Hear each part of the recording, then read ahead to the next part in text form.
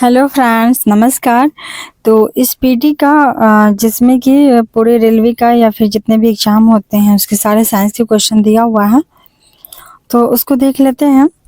और ये short notes type का बहुत अच्छा है, इससे क्वेश्चन तो बनता ही है क्योंकि ऑलरेडी पूछा हुआ क्वेश्चन है। तो चलिए स्टार्ट करते हैं। दूरी मापने की कुछ मात्रकें। तो एक पारसेक में कितना मीटर होता है? तो एक पारसेक में होता है 3 × 10⁻16 मीटर। एक पारसेक में होता है 3.16 मीटर होता है। वहीं एक प्रकाश वर्ष में कितना मीटर होता है? तो एक प्रकाश वर्ष में 9.46 × 10⁻15। एक पारसेक में 3 × 10⁻16 और वहीं एक प्रकाश वर्ष में 9.46 × 10⁻15 मीटर होता है। एक खगोलीय मात्रक जो होता है, तो एक खगोलीय मात्रक में कितना मीटर होता है उसका यूनिट देखते हैं। तो खगोलीय मात्रक में 1.496 × 10⁻11 मीटर होता है।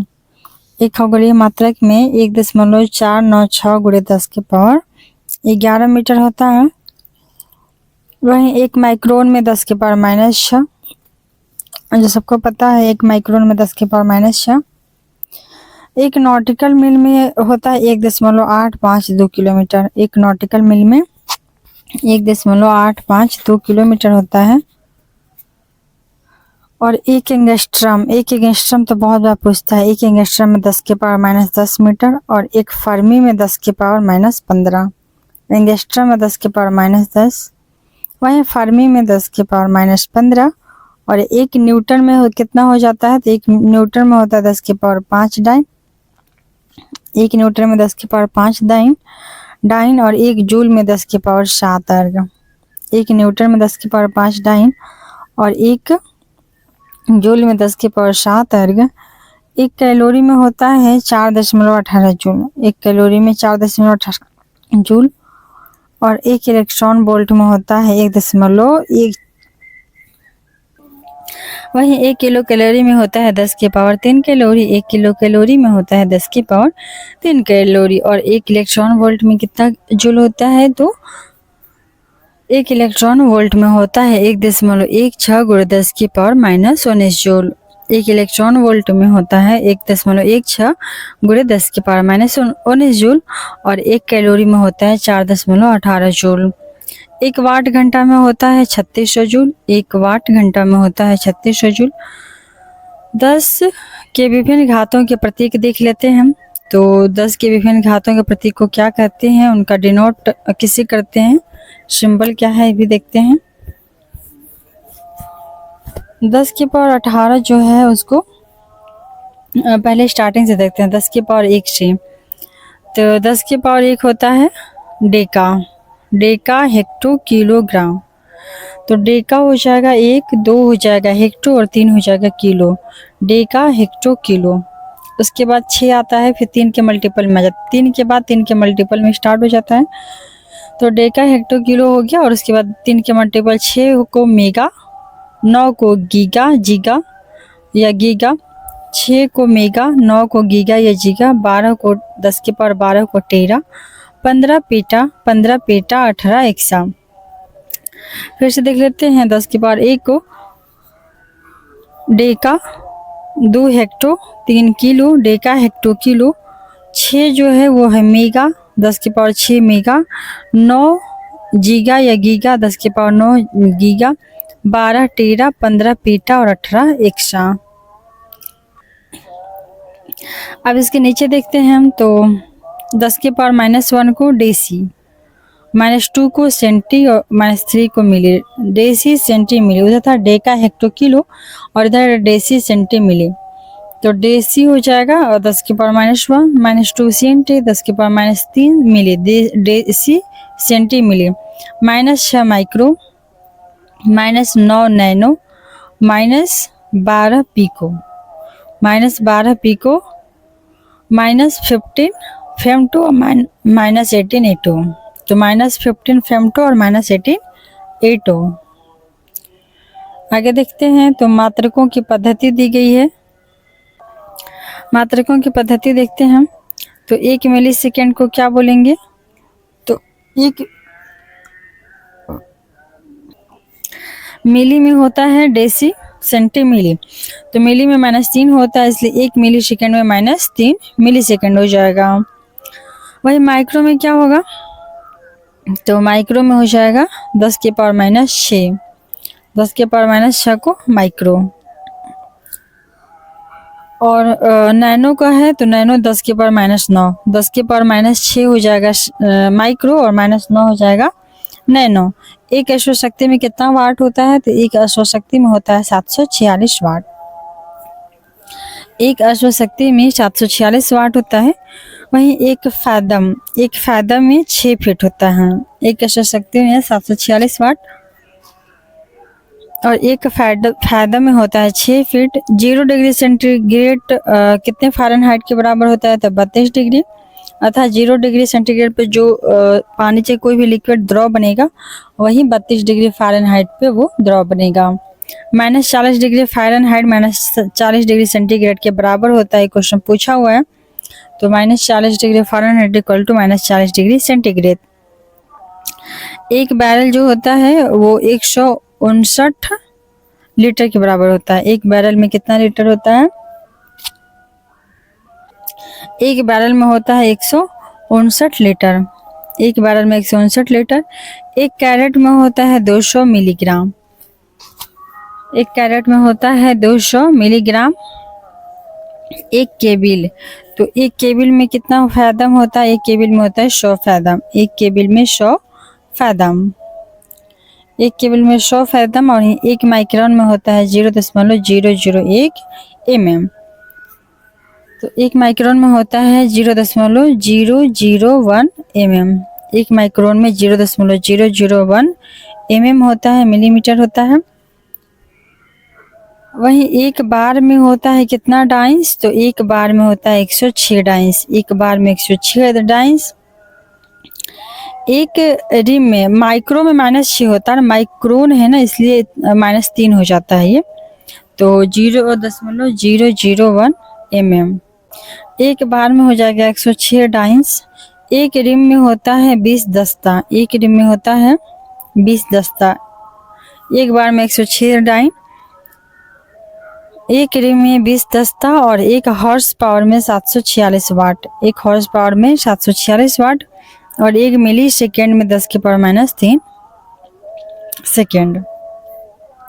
तो हॉर्स पावर वाला तो बहुत इंपॉर्टेंट है, 746 वाट। एक रिम भी है, एक रिम में 20 दस्ता और याद करने वाले यही दो है, बाकी लगभग तो याद ही रहता है सबको। तो एक रिम में 20 दस्ता और एक बार में 106 डाइंस और एक कैरेट में 200 मिलीग्राम, ये भी याद करने वाला है। अगला है इसमें कि एक और टॉपिक है कि कांच में रंग देने वाले पदार्थ। तो कांच में जो रंग देने वाले पदार्थ हैं उनको देखते हैं, कौन से पदार्थ हैं जो कांच में रंग देते हैं। तो कांच में जो गहरा नीला रंग देता है वो देता है कोबाल्ट ऑक्साइड। कांच में गहरा नीला रंग कौन देता है, तो नीला देता है कोबाल्ट ऑक्साइड देता है। कोबाल्ट ऑक्साइड गहरा नीला रंग देता है। वहीं पीला रंग कौन देता है, तो पीला रंग देता है कैडमियम सल्फेट। कैडमियम सल्फेट पीला रंग देगा। हरा रंग देगा सोडियम क्रोमेट। हरा देगा सोडियम क्रोमेट। लाल रंग देगा मैग्नीज डाइऑक्साइड। लाल रंग को देता है मैग्नीज डाइऑक्साइड। मिलाने से क्या होती है, तो कांच का रंग लाल होता है। चटक लाल क्यूप्रस ऑक्साइड के कारण होती है। तो जो चटक लाल होता है वो क्यूप्रस ऑक्साइड और ओनली लाल होगा मैग्नीज डाइऑक्साइड। मैग्नीज डाइऑक्साइड लाल और चटक लाल क्यूप्रस ऑक्साइड। नारंगी लाल, तो नारंगी लाल होता है सिलेनियम ऑक्साइड के कारण। 3 प्रकार का लाल हो गया, लाल, चटक लाल और नारंगी लाल। तो चटक लाल क्यूप्रस ऑक्साइड, नारंगी लाल सिलेनियम ऑक्साइड और लाल सिर्फ रहेगा तो मैग्नीज डाइऑक्साइड। पीकॉक नीला देख लेते हैं। तो मोर वाला जो नीला होता है वो क्यूप्रिक के लवण के कारण होता है। पीकॉक नीला जो होता है वो क्यूप्रिक लवण के कारण होता है। और नींबू जैसा पीला होता है तो वो किसके कारण होता है, वो होता है कैडमियम सल्फाइड के कारण। और यहाँ था कैडमियम सल्फेट। तो अगर कैडमियम सल्फेट है तो वो पीला रंग देगा, और कैडमियम के साथ सल्फेट है तो पीला देगा। और वहीं अभी सल्फाइड है, सल्फाइड सल्फेट में नहीं बदला है, तो वो नींबू जैसा पीला देगा, पीला ही देगा परंतु नींबू जैसा देगा। और प्योर पूरी तरह से पीला देने के लिए कैडमियम सल्फेट। नेक्स्ट है भूरा रंग। तो भूरा रंग देता है कौन? Ferric oxide, iron. वैसे भी भूरा टाइप का कुछ होता है तो फेरिक ऑक्साइड देता है भूरा रंग। रूबी जैसा लाल।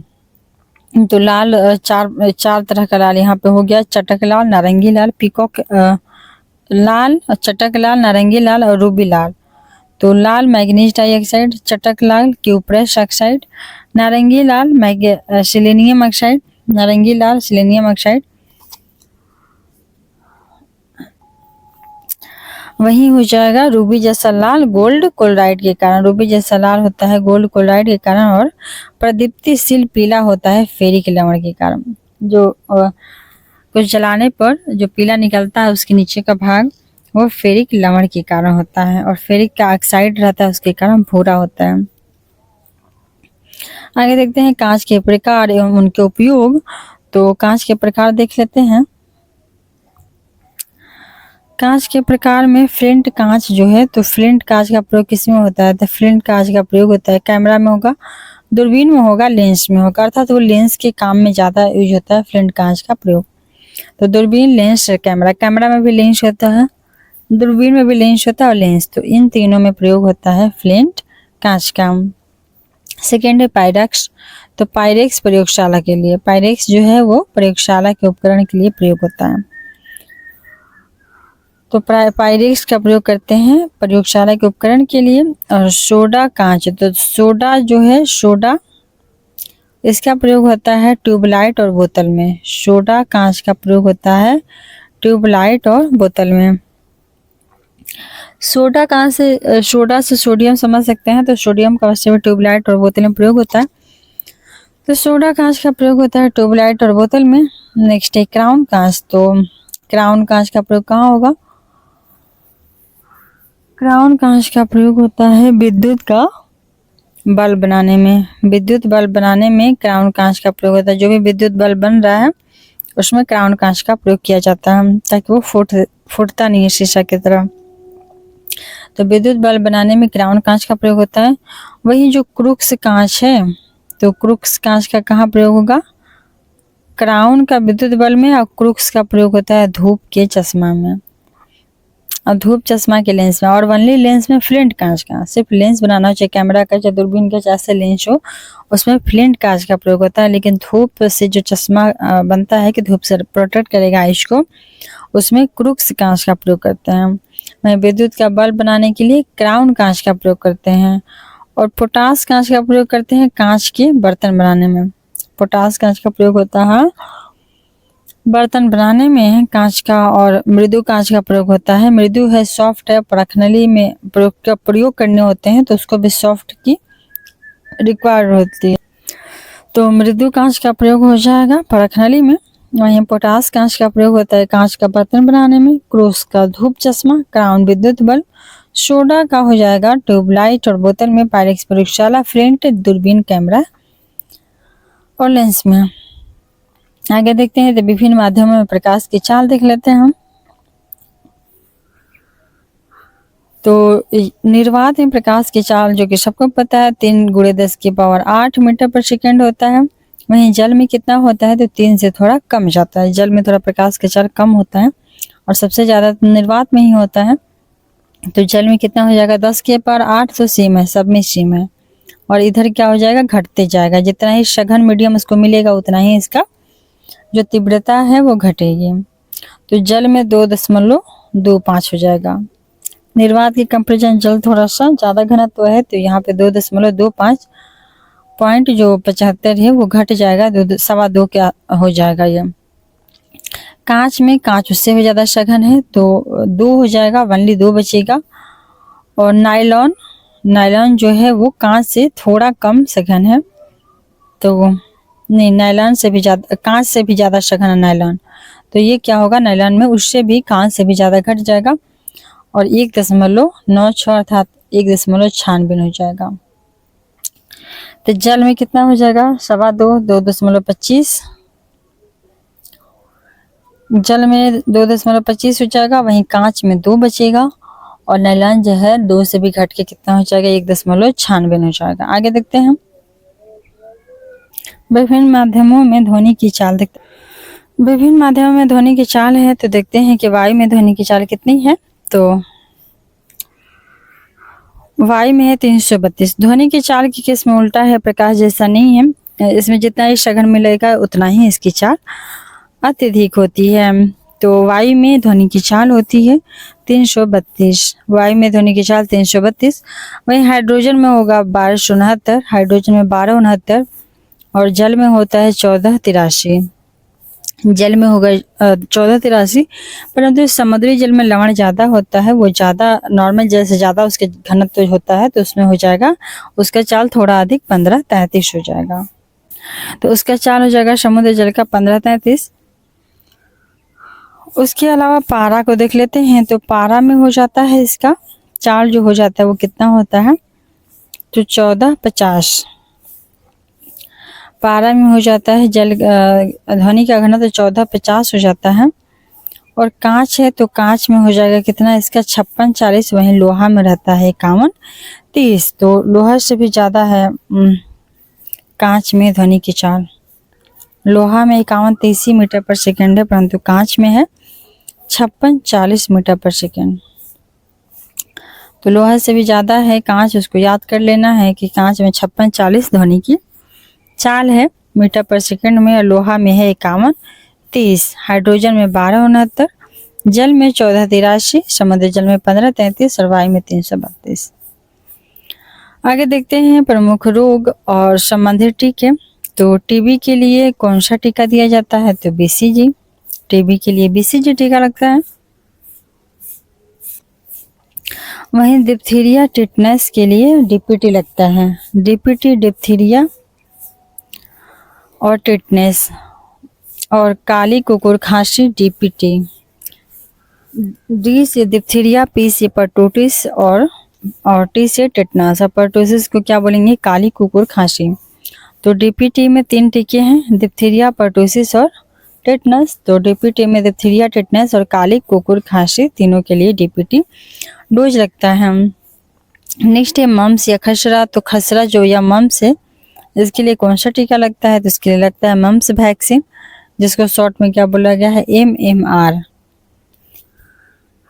तो मम्स और खसरा के लिए मम्स वैक्सीन लगता है, जिसको शॉर्ट में है MMR। वहीं पोलियो के लिए देख लेते हैं। तो पोलियो के लिए जो टीका लगता है पोलियो वैक्सीन लगता है, जिसकी खोज जॉन साल्क ने किए थे। तो पोलियो के लिए पोलियो वैक्सीन दी जाती है और पोलियो का खुराक भी पिलाया जाता था, अभी कुछ समय से बंद है। टाइफाइड को देखते हैं। तो टाइफाइड में टाइफाइड वैक्सीन लगती है। छोटी माता जो होती है उसके लिए रूबेला वैक्सीन, छोटी माता के लिए रूबेला वैक्सीन, और जर्मन खसरा के लिए भी रूबेला वैक्सीन लगता है। तो छोटी माता और जर्मन खसरा, और नॉर्मल खसरा रहेगा तो उसके लिए MMR लगेगा, मम्स वाला टीका, मम्स खसरा वाला MMR टीका लगेगा। लेकिन जर्मन खसरा रहेगा तो उसके लिए क्या लगेगा, रूबेला वैक्सीन लगेगा। और छोटी माता के लिए भी रूबेला वैक्सीन लगती है और जर्मन खसरा के लिए भी रूबेला वैक्सीन। आगे देखते हैं। तो नेक्स्ट है पॉइंट है, नेक्स्ट टॉपिक है हम लोग का जीवधारियों के वैज्ञानिक नाम। तो कुछ महत्वपूर्ण जीवधारियों के वैज्ञानिक नाम देखते हैं हम। तो मनुष्य का वैज्ञानिक नाम है होमो सेपियंस। मेढक राना टिग्रीना।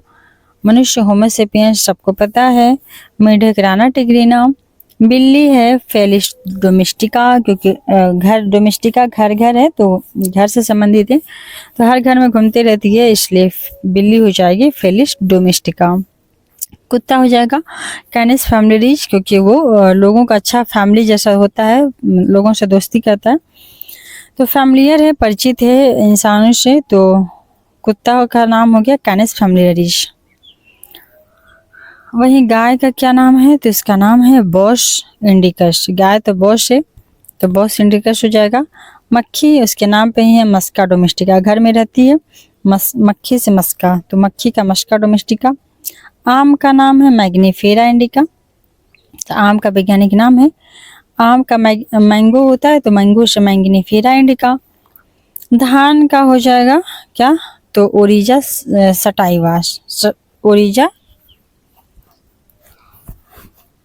ओरिजा सटिवा हो जाएगा धान का वैज्ञानिक नाम, ओरिजा सटिवा। वहीं गेहूं का वैज्ञानिक नाम देखते हैं हम, तो गेहूं का वैज्ञानिक नाम है ट्रेटिकम एस्टिवम। गेहूं का वैज्ञानिक नाम है ट्रेटिकम एस्टिवम और धान का ओरिजा सटाइवा। मटर का तो पीनट पीजम एस्टिवम, मटर का पीजम एस्टिवम। चना का हो जाएगा सीसर एरिटिनम, चना का सीसर एरिटिनम और सरसों का ब्रासिका कम्पेस्ट्रिस। तो ऊपर तो सब तो इजी था याद करना, इसको फिर से एक बार देख लेते हैं हम। तो धान का ओरिजा सटिवा, गेहूं का ट्रेटिकम एस्टिवम, मटर का पीजम एस्टिवम, चना सीसर एस्टिवम एरेंटिनम और सरसों हो जाएगा ब्रासिका कम्पेस्ट्रिस। नेक्स्ट टॉपिक है विद्युत चुंबकीय तरंगे और उनके तरंग दायरे। तो इसको देखते हैं, तरंग दिया हुआ है और ये इसके तरंग दायरे दिया हुआ है। तो जो कॉस्मिक किरण होता है उसका तरंग दैर्घ्य कितना होता है, 0 से 0.1 होता है। कॉस्मिक किरण का कितना होता है, और तरंग दैर्घ्य को मेजरमेंट करते हैं एंगस्ट्रम में। एक एंगस्ट्रम में कितना होता है, 10 की पावर माइनस 10 मीटर। तो एक एंगस्ट्रम में होता है 10 के पावर माइनस 10 मीटर होता है। और वेवलेंथ जो तरंग दैर्घ्य होती है उसका मेजरमेंट तरंग दैर्घ्य में ही एंगस्ट्रम में ही किया जाता है। तो जो कॉस्मिक किरण होता है तो कॉस्मिक किरण का कितना वेवलेंथ है, तो 0 से 0.1 है। उसके बाद आता है गामा किरण, तो गामा किरण होता है कितना, 0.01 से 0.1, तो इसका थोड़ा ज़्यादा होता है। ये बढ़ती क्रम में दिखाया गया है, पहले कॉस्मिक किरण, उसके बाद गामा किरण 0.01 से 0.1, फिर आता है एक्स किरण। तो एक्स किरण 0.1 से 150 एंगस्ट्रम। उसके बाद आता है दृश्य किरण, तो दृश्य किरण होता है 3800 से 7600। एक्स किरण के बाद दृश्य किरण होता है 3800 से 7600। और इसको दृश्य किरण को बीच में मान लेते हैं, इसको डिवाइडर मान लेते हैं इन लोग, इन सब का ऊपर 3 और नीचे भी हो जाएगा 3। और ये सूक्ष्म तरंगे है, लास्ट में इसको भी याद कर लेंगे। तो कॉस्मिक किरण सबसे कम 0 से 0.01, उसके बाद गामा किरण, तो गामा किरण 0.01 से 0.1। उसके बाद ये देती है एक्स किरण है, तो एक्स किरण कितना होता है 0.1 से 150। और बीच में दृश्य किरण अर्थात जिस किरण से हम लोग देख पाते हैं वही किरण होती है दृश्य किरण। तो दृश्य किरण को हम लोग मीडिएटर मान लिए, तो ये बीच में होता है। दृश्य किरण को याद कर लेते हैं क्योंकि ये हमारे लिए भी यूजफुल है। तो इसका होता है 3800 से 7600 एंगस्ट्रम, इसका वेवलेंथ 3800 से 7600। उसके बाद स्टार्ट होती है रेडियो तरंगे। वहीं रेडियो तरंगे जिसकी वजह से रेडियो पर सिग्नल आती है, उस पर न्यूज आती है। तो रेडियो तरंगे होती है कितना, 3 गुणे 10 की पावर 9 से 3 गुणे 10 की पावर 14, 3 गुणे 10 की पावर 9 से 3 गुणे 10 की पावर 14 होता। तो इसको थोड़ा फिर से देखते हैं। सबसे कम जो होती है तरंगदैर्घ्य किसकी होती है, तो वो होती है कॉस्मिक किरण की 0 से 0.01। सेकेंड पे आता है, इसको नंबरिंग कर देते हैं। फर्स्ट सेकेंड पे आता है गामा किरण, तो गामा किरण होता है 0.01 से 0.1। उसके बाद तीसरे स्थान पे आता है एक्स किरण, तो एक्स किरण कितना होगा 0.1 से 150। फिर 150 से 3800 के बीच में आ जाती है पराबैंगनी किरण, तो इसको 4 नंबर देते हैं। पराबैंगनी किरण को 4 नंबर दे देते हैं और बीच में मानते हैं कि इसको दृश्य किरण को, जिससे हम देखते हैं। तो ये हो जाएगा 5वें नंबर पे। तो 5वें नंबर पे दृश्य किरण होगा, तो दृश्य किरण से पहले 4 किरणें हैं। उसके बाद छठा नंबर किसको देते हैं, तो 3800 से 7600 है। तो 7600 के बाद जो होगा 7600 से 6 गुणे 10 की पावर 6 है, तो ये हो गया। और रक्त किरण 6 नंबर पे। उसके बाद आता है सूक्ष्म तरंग 7 नंबर पे, क्योंकि 6 गुणे 10 के पावर 6 से 3 गुणे 10 के पावर 9 है, और इसे लेके लास्ट में आ जाता है 8 नंबर पे हमारा रेडियो तरंग। ठीक, तो बीच में मान लेते हैं दृश्य किरण को। दृश्य किरण से पहले 4 और दृश्य किरण को लेके हो गया 5 और दृश्य किरण के बाद 3, कुल मिला के हो गया 8। तो दृश्य किरण को बीच में मीडिएटर मान लिए। अब दृश्य किरण का याद कर लेते हैं कितना है, तो ये है 3800 से 7600, 3800 से 7600 एंगस्ट्रम इसका तरंग दैर्ध्य है। 3800 से 7600 एंगस्ट्रम इसका तरंग दैर्ध्य है। इसके बाद जो 3 है, तो इसके बाद आएगा क्या, छठा नंबर पे अवरक्त विकिरण, जो 7600 से 6 गुणे 10 के पावर 6 होगा। उसके बाद ये वाला अवरक्त विकिरण, और उसके बाद सबसे लास्ट होता है रेडियो तरंग, 8वां पे या 7वां पे होता है सूक्ष्म तरंग। तो पहले सूक्ष्म तरंग होगा, फिर रेडियो तरंग होगा, उसके पहले अवरक्त विकिरण होता है जो इंफ्रारेड होगा, और बीच में होता है दृश्य प्रकाश, दृश्य किरण। उसके पीछे जो 4 हैं, तो हम लोग 3 देख लिए हैं, कास्मिक किरण पहले पे, गामा किरण दूसरे पे, एक्स किरण तीसरे पे, और चौथे पे कौन है, तो पराबैंगनी किरण है। तो कॉस्मिक, गामा, एक्स, पराबैंगनी, और उसके बाद आता है दृश्य, और दृश्य के बाद स्टार्ट होगा हम लोग को कौन सा, अवरक्त, अवरक्त के बाद सूक्ष्म, सूक्ष्म के बाद रेडियो। आगे देखते हैं अब ध्वनि स्रोतों से उत्पन्न ध्वनि तीव्रता।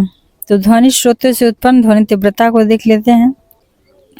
तो जो ध्वनि स्रोत है, इसे साधारण बातचीत कर रहे हैं, कुछ बोल रहे हैं, जैसे मैं बोल रही हूँ, तो कितना है ये, इसका कितना डेसिबल है तीव्रता। ध्वनि तीव्रता को डेसिबल में मेजरमेंट करते हैं। तो ये है 30 से 40 डेसिबल पर लोग एक दूसरे से बातचीत करते हैं, जोर से बात कर रहे हैं, चिल्ला चिल्ला के बात कर रहे हैं। तो 50 से 60 जोर से बात करना, 50 से 60। वहीं फुसफुस करके कान में बोल रहे हैं, तो कितना होगा, 15 से 20। फुसफुस करके कान में बोलेंगे 15 से 20 पे। शोर या भीड़ में, ट्रैफिक में, जैसे जाम है, बहुत गाड़ी का पीपा है, तो वहाँ पे 75 से 85। जेट विमान कितना हो जाएगा, तो जेट विमान हो जाता है 140 से 150। सायरन जो होती है एम्बुलेंस वगैरह की, वो होता है 110 से 120। तो सायरन जेट विमान से तो कम ही साउंड करता है ना, एम्बुलेंस वगैरह का, तो थोड़ा सा कम ही होगा, 110 से 120 के बीच में ही रहता है। और जो जेट विमान होती है वो 140 से 150 होती है। मिसाइल जो होती है, जो अंतरिक्ष में मिसाइल छोड़े जाते हैं, वो 180 देती है आवाज़। और सूक्ष्म तरंगे जो होती हैं वो 6 गुणे 10 के पावर 6 से 3 गुणे 10 के पावर 9 होता है इसका। इतना तो इसका ये भी होता है, सूक्ष्म तरंगों का तरंग दैर्ध्य होता है। तो फिर से देख लेते हैं इसको एक बार, याद हो जाएगा। साधारण बातचीत 30 से 40 डेसिबल, जोर से बातचीत तो 50 से 60, वही फुसफुसाहट करना है तो 15 से 20, और शोर या भीड़ ट्रैफिक है तो 75 से 85। जेट विमान है तो 140 से 150, और सायरन जो है वो 110 120 के आसपास रहेगा। जबकि मिसाइल छोड़ेंगे तो 180 आवाज देगा, 180 डेसिबल का सूक्ष्म तरंग का। तो ये दिया है तरंग दैर्ध्य। कुछ सामान्य पदार्थों के पीएच मान देख लेते हैं। तो शुद्ध जल जो होता है प्योर वाटर, उसका पीएच 7 होता है, वो न्यूट्रल होता है, ना तो अम्लीय और ना ही क्षारीय होता है। जो सिरका होती है, तो सिरका का पीएच कितना होता है, 2.4। सिरका का पीएच होगा 2.4। शराब होता है 2.8। दूध जो होती है, दूध के पीएच मान कितनी होगी, तो दूध का न्यूट्रल से थोड़ा सा अम्लीय होता है और 6.4 होता है। तो दूध हम लोग डेली पीते हैं लेकिन अम्लीय नहीं लगता ना, परंतु वो अम्लीय है, 6.4 है उसका पीएच मान। समुद्र जल, तो समुद्र जल खड़ा होता है क्योंकि उसमें लवण होती है, तो उसके पीएच 8.4। समुद्र जल का 8.4 हो जाएगा। लार हमारा जो होता है, लार भी अम्लीय ही होता है, तो लार का पीएच है 6.5। दूध से थोड़ा सा ज्यादा अम्लीय है लार। तो दूध का पीएच था 6.4, वहीं लार का पीएच है 6.5। मूत्र जो है, तो मूत्र भी अम्लीय ही होता है, तो मूत्र का पीएच कितना है, मूत्र का पीएच है 6। रक्त, तो रक्त कैसा होता है, रक्त क्षारीय होता है। रक्त का पीएच होता है 7.4, रक्त का पीएच होता है 7.4 जो कि क्षारीय है। और नींबू देखते हैं तो नींबू का पीएच है 2.2। इसमें बहुत कन्फ्यूजन होता है, सिरका, नींबू और शराब, क्योंकि सारे तो ये तीनों खट्टे ही लगते हैं। तो शराब नींबू और सिरका से थोड़ा कम खट्टा होता है। सिरका तो और नींबू सबसे ज़्यादा खट्टा होता है 2.2, और उसके बाद सिरका होती है जो कि अचार वगैरह में डाला जाता है। तो नींबू से थोड़ा कम खट्टा होता है 2.4, और शराब जो होता है वो थोड़ा और ज़्यादा कम खट्टा होता है 2.8। आगे देखते हैं कॉफ़ी। तो कॉफ़ी भी अम्लीय ही होता है और कॉफ़ी होती है 4.5 से 5.5। बियर, वाइन, शैंपेन सब है, इसका पीएच होता है 4 से 5। बियर 4 से 5 होती है, जबकि वहीं शराब, देसी शराब है, उसका पीएच होता है 2.8। देसी शराब 2.8, बियर, रम, विस्की जो फॉरेनर है वो 4 से 5। नेक्स्ट है टमाटर जूस। तो टमाटर का जूस निकालेंगे तो वो उसका पीएच कितना होगा, 4.5 से 5.5, कॉफ़ी के बराबर। तो टमाटर का जूस के जैसा ही कॉफ़ी का भी अम्लीयपन रहता है, 4.5 से 5.5। इसी के साथ ये जो था चैप्टर था, इतना सारा टॉपिक इस पेज में, तो इसको ख़त्म हो गया। और नेक्स्ट 194 पेज था, वो ख़त्म हो गया एसपीडी का। और नेक्स्ट है तो इसको देख लेंगे, इतना सारा है। ये सब जो याद करने वाला फैक्ट है उसको बस इसमें से पढ़ लेंगे एसपीडी साइंस का, बाकी सब नहीं सेट वगैरह इसका कंप्लीट करेंगे, उतना बेनिफिशियल नहीं है, परंतु ये सब जो छोटा छोटा बना के दिया हुआ है इसको देख लेंगे। अगले वीडियो में मिलते हैं। Thanks for watching. तो चलिए अब अगले वीडियो में मिलेंगे।